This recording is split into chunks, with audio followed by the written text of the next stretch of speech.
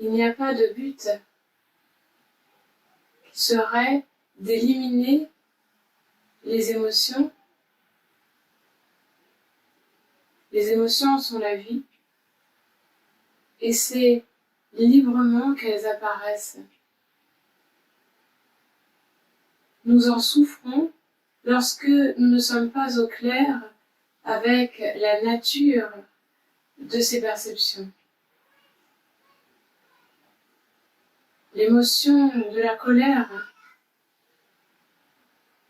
semble attraper notre être, mais c'est simplement l'expression de la limite. L'expression de la limite apparaît naturellement et de façon saine si vous entendez, si vous reconnaissez ceci en vous, ce message qui vient vous apporter une direction. Vous êtes apaisé et la limite s'exprime naturellement, sans gêne. Si vous contractez,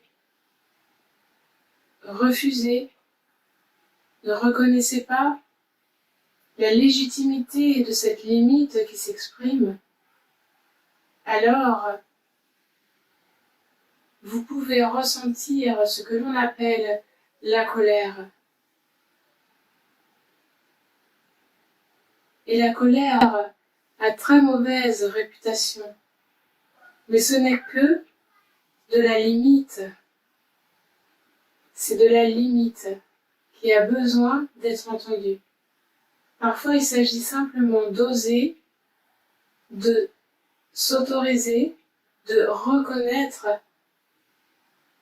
ce que nous pensons, ce qui est pensé, de reconnaître penser quelque chose, de reconnaître une opinion, de reconnaître oser ressentir quelque chose, de reconnaître la légitimité de ce qui est pensé, de ce qui est cru et de ce qui est senti, de ce qui est ressenti.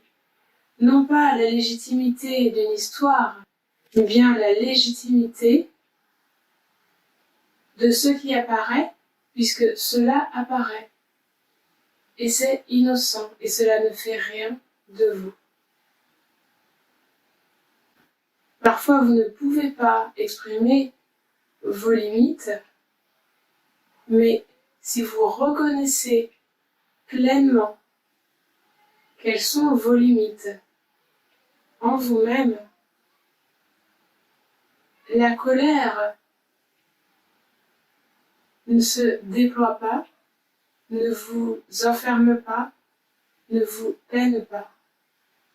Et reconnaître ne veut pas dire reconnaître une histoire, ne veut pas dire reconnaître une histoire qui vous définirait. Reconnaître veut dire ceci est là, innocemment, et ceci ne fait rien de moi ni de personne. Mais ceci est vibrant, ceci est là.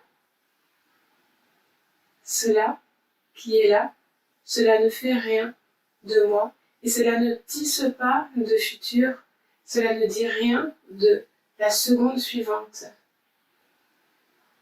Cela est respectueux. L'apparition de ce que nous vivons est respectueuse d'elle-même, puisque sa présence est ainsi.